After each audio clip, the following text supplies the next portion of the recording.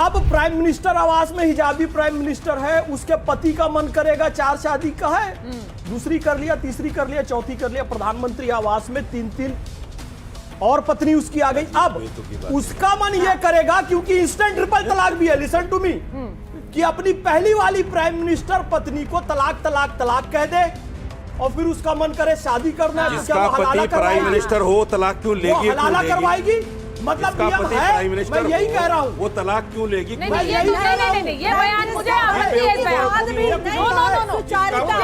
पर आपत्ति है रशीदी जी।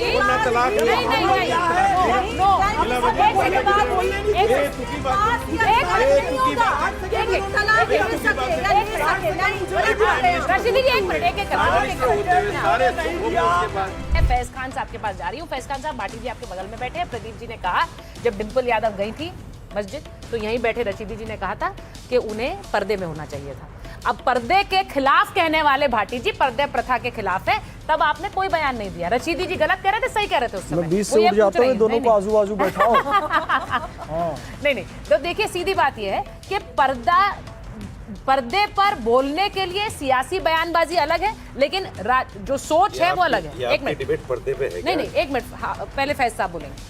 नहीं, बिल्कुल सही बात है। क्लियर कट दिख रहा है कि केवल और केवल इसके पीछे राजनीति और कुछ नहीं। यदि आपको ग्राउंड रियलिटी पे काम करना चाहिए था तो उनके इस बयान का विरोध होना चाहिए था, और इसके अलावा इनको ऐसा बयान देना भी नहीं चाहिए था, क्योंकि वैसा कोई अभद्र ड्रेस में वो नहीं बैठी हुई थी। और महिला किसी भी पार्टी की सम्मान है और पुरुष भी किसी भी पार्टी का हो उसका भी सम्मान है। ऐसा नहीं कि पुरुष है तो हम कुछ भी बोल दिए। अब देखिए, मैं एक मुस्लिम हूँ, थोड़ा सा मैं मुस्लिम समाज में समाज सुधार चाहता हूँ, इसलिए मेरा बारंबार ये निवेदन है, पहले पॉलीगेमी खत्म होनी चाहिए। 4 विवाह जो करते हैं ना, वो खत्म होना चाहिए। इंस्टेंट सर आदरणीय डाटा बता, मेरे को 60 सेकंड बस डाटा बता दो। मुसलमान कितने हैं जिन्होंने 4 बीवियां? पॉलीगेमी का कानून खत्म कर दो, जब कोई नहीं करता है तो ठीक है। अरे पहले डाटा हलाला की कुप्रथा आज भी जारी है। हलाला है, ठीक है। इंस्टेंट ट्रिपल तलाक, उनकी बात रख लीजिए। इंस्टेंट ट्रिपल तलाक मोदी जी ने खत्म किया। सुनिएगा, मैं बहुत कायदे की बात बोल रहा हूँ। इनका ओवैसी जी का कहना है यदि हम सत्ता में आए तो इंस्टेंट ट्रिपल तलाक वाला कानून भी फिर से नाफिज कर देंगे। अब देखिए, हिजाबी प्रधानमंत्री बन गई, इंस्टेंट ट्रिपल तलाक का भी नियम है और 4 पत्नी का भी नियम है। अब प्राइम मिनिस्टर आवास में हिजाबी प्राइम मिनिस्टर है, उसके पति का मन करेगा 4 शादी का है, दूसरी कर लिया, तीसरी कर लिया, चौथी कर लिया। प्रधानमंत्री आवास में 3-3 और पत्नी उसकी आ गई। अब उसका मन यह करेगा, क्योंकि इंस्टेंट ट्रिपल तलाक भी है, लिसन टू मी, कि अपनी पहली वाली प्राइम मिनिस्टर पत्नी को तलाक तलाक तलाक कह दे और फिर उसका मन करे शादी करना है। जिसका पति प्राइम मिनिस्टर हो तलाक क्यों लेगी? हलाला करवाएगी। मतलब प्राइम मिनिस्टर, मैं यही कह रहा हूँ, वो तलाक क्यों लेगी? नहीं, ये बयान मुझे आपत्ति है। इस बयान पर आपत्ति है रशीदी जी।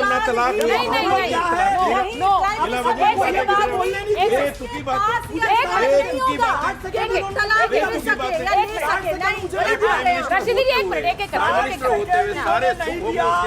बचपन में हम लोग नमक लेके गेंगरवे में डालते थे, वो तड़पता था। बाद में हमने तौबा किया, किसी जीव पे ऐसा नमक नहीं डालना चाहिए।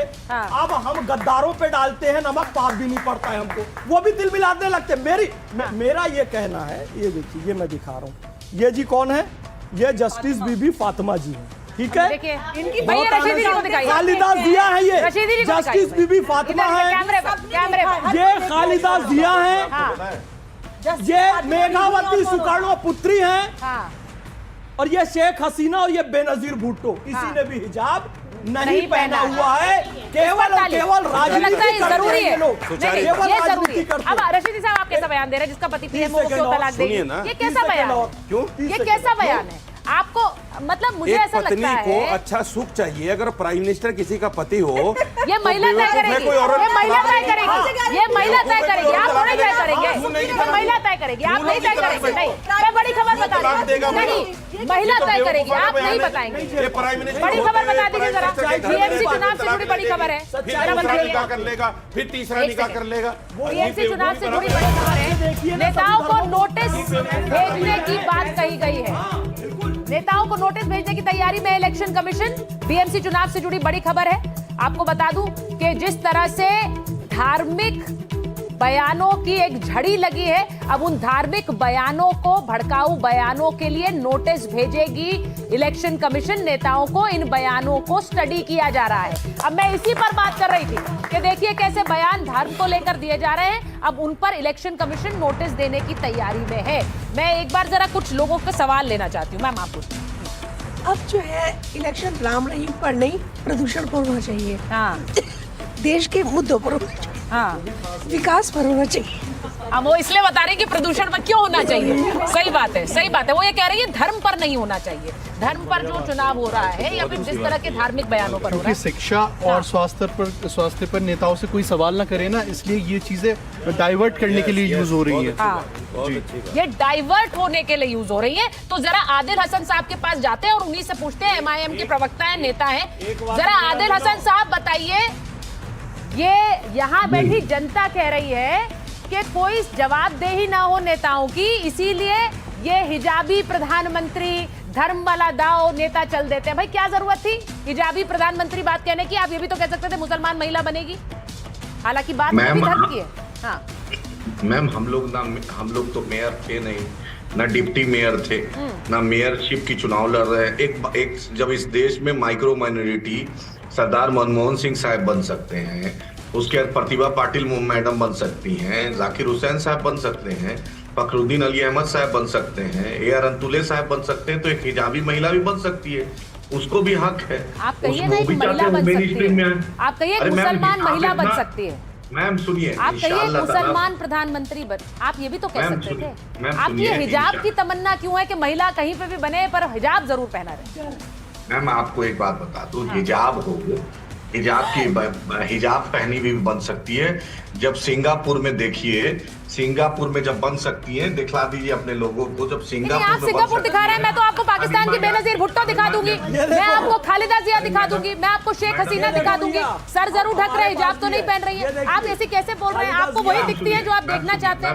मैम सुनिए, हमने आवाम के बीच में एक बात रखी है। हम चाहते हैं कि हिजाब पहनी हुई बहन मुंबई की मेयर बने, हिजाब पहनी हुई प्रधानमंत्री बने। पार्टी का अध्यक्ष आप बोलो, पार्टी का अध्यक्ष अपनी हिजाब वाली को बनाइए। यहाँ पर अंबर ज़ैदी कह रही है, मेरे को समझ में नहीं आता ये मुसलमान लोगों को कौन सा चूरन बेचते हैं। अपनी पार्टी में किसी बुर्के वाली हिजाब वाली को इन्होंने ना कोई प्रवक्ता बनाया, ना इन्होंने कहीं पे कोई टिकट दिया है, ना अध्यक्ष बनाते हैं, ना कहीं पे कोई पदाधिकारी आपको महिला नहीं मिलेगी। और ये पूरे देश को बेवकूफ बनाया हुआ है आप लोगों ने। ये कहीं और जाके बहुत बढ़िया। मैडम बोलने दीजिए इनको, काउंटर अंबर ज़ैदी का बोलने दीजिए। नहीं, अंबर ज़ैदी जी अंबर ज़ैदी का जवाब देने दीजिए। बोलिए। पार्टी में कब बनेगी? नहीं, पार्टी में हिजाबी अध्यक्ष। मैम सुनिए, जब जानकारी नहीं है, सैयदा फलक भी हिजाब पहनती है और कराटे चैंपियन है। अनुराधा उपाध्याय है। वो ये नहीं कह रहा। सैयदा फलक आपकी पार्टी में आने से पहले बिना हिजाब के रहती थी, एथलीट थी, नेशनल इंटरनेशनल लेवल पे खेलती थी। आपकी पार्टी में आने के बाद उसको हिजाब पहनना पड़ा। ये आपकी पार्टी का है रुख, ये आपकी पार्टी। आप कह रहे हैं आप लोगों के ऊपर प्रेशर बनाते हैं कि आपको बिना हिजाब के, बिना धार्मिक पहचान के, बिना कट्टरवाद के। अंबर एक मिनट भाई, आदिल हसन साहब सुनिए, एक मिनट रुकिए ना, एक मिनट। आदिल साहब नहीं, एक मिनट, ये मत बताइए मुझे। नहीं, आदिल साहब ये धमकियां नहीं चलेंगी मुझे, ये धमकियां नहीं चलेंगी यहाँ पर। ये धमकियां किसी भी शो में नहीं चलेगी। मुझे बड़ा क्लियरली ये बोलना है कि कोई भी व्यक्ति अगर धमकी देकर शो में आना चाहेगा तो ना हमें ऐसे मेहमान चाहिए और ना ही हम धमकी लेंगे। अब बड़ा क्लियर है। एक मिनट, ऐसे ही डराते हैं, ये बोल दी, अरे क्यों नहीं बोलेगी? अब देखिए, मैंने जो अभी थोड़ी देर पहले आपको बताया कि इलेक्शन कमीशन ऐसे भाषणों को नोटिस करेगा, उनके क्लिप्स देखेगा और उसके हिसाब से नोटिस जारी किया जाएगा। अब मैं जो बात ये कह रही थी, यहाँ पर हिजाबी प्रधानमंत्री की बात होने लगी है। मुसलमान महिला प्रधानमंत्री बने, कोई भी धर्म का व्यक्ति प्रधानमंत्री बन सकता है, लेकिन क्या ये हिजाब वाली सोच जो है ये इस देश को पीछे ले जा रही है? मेरा सवाल ये।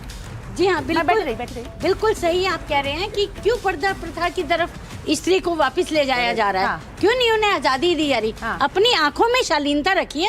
स्त्री किसी भी रूप में आए, हाँ। उसके वो पूजनीय है, हाँ। उसको पूजा जाए, उसके कर्मों को पूजा जाए। हाँ। ये अब देखिए, ये जो दाव है, मैंने बार बार कहा, एक वीडियो जो है वो थोड़ी देर पहले नितेश राणे जो हैं बीजेपी के नेता हैं, उन्होंने डाला।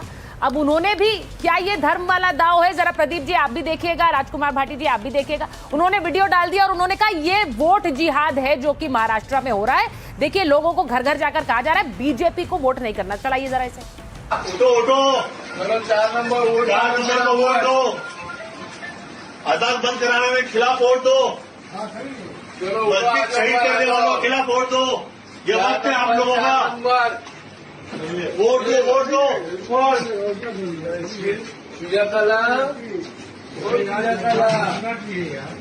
वीडियो 4 नंबर को वोट दो, मस्जिद के खिलाफ, बीजेपी के खिलाफ वोट दो, बीजेपी के खिलाफ वोट देने का वक्त आ गया है। उठो। सीधे बता देती हूँ, वीडियो में कहा जा रहा है कि मस्जिद के खिलाफ जो काम कर रहे हैं उनके खिलाफ वोट दो, बीजेपी के खिलाफ वोट दो। अब ये वाली जो अपील है, मैंने फिर कहा चुनाव में ये वाली अपील, इसकी क्या जगह है? जरा फैसला बताइए। ये वो कह रहे हैं वोट जिहाद है, क्या है वोट जिहाद? देखिए, ये कहा जाता है कि हमारी पार्टी को वोट दो, कांग्रेस वाला कहे मेरी पार्टी को वोट दो, शिवसेना वाला कहे मेरी पार्टी को वोट दो, वो ठीक है। बीजेपी को वोट नहीं दो। बीजेपी मस्जिद तोड़ने वाली पार्टी है या बीजेपी मुसलमानों की दुश्मन पार्टी है, ये कहना सरासर सांप्रदायिकता है। और फिर मैं कह रहा हूं, मैं मुसलमान हूं, मैं जानता हूं जिहाद एक पवित्र शब्द है, लेकिन आज जिहाद अपवित्र और आतंक का पर्याय ऐसे लोगों के कारण बना है जो कि ये कह रहे हैं कि बीजेपी को वोट मत दो, मस्जिद तोड़ने वाली पार्टी को मत दो। लाओ, जिहाद कह रहा है, लैंड जिहाद कहला रहा है, वोट जिहाद कहला रहा है। ये सांप्रदायिक विचारधारा के लोगों ने इस्लाम को भी बदनाम कर दिया और इस देश में सांप्रदायिक माहौल ला दिया। मैं भाटी जी की एक बात केवल 30 सेकंड के लिए, इन्होंने क्या है, लेफ्ट का कुछ लिटरेचर पढ़ लिया है, बहुसंख्यकों की सांप्रदायिकता खतरनाक होती है, यानी बहुसंख्यक सांप्रदायिक नहीं होना चाहिए। जैसे कि घर में 2 छोटे बच्चे हैं, वो मिलकर बड़े भाई को मारे और मां आकर ये समझाए तू बड़ा है तू नहीं मारना, और छोटे मारते रहे और मार मार के पाकिस्तान बना ले, बांग्लादेश बना ले। बड़े को यही समझा दिया गया कि नहीं बेटा तू नहीं मारना। बहुसंख्यकों की सांप्रदायिकता घातक होती है, ये कहकर उनका अस्तित्व आप खत्म कर दोगे।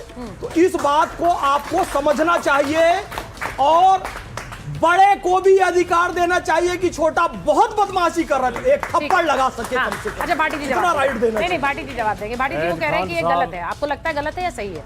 फैज खान साहब सांप्रदायिकता का समर्थन कर रहे हैं। बिल्कुल। फैज खान साहब कह रहे हैं बहुसंख्यक को भी सांप्रदायिक होने का हक होना चाहिए, अल्पसंख्यक किसी को नहीं। बहुसंख्यक भी, मैं बोल लूं?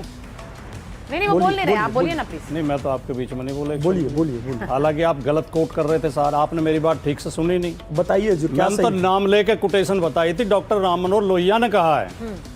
आप पता नहीं उस समय कहाँ थे, क्योंकि आप जैसे लोग सुनते तो है नहीं, घर से समाजवादी सॉफ्ट लेफ्टिस्ट ही होते हैं। बीच में और क्या नहीं।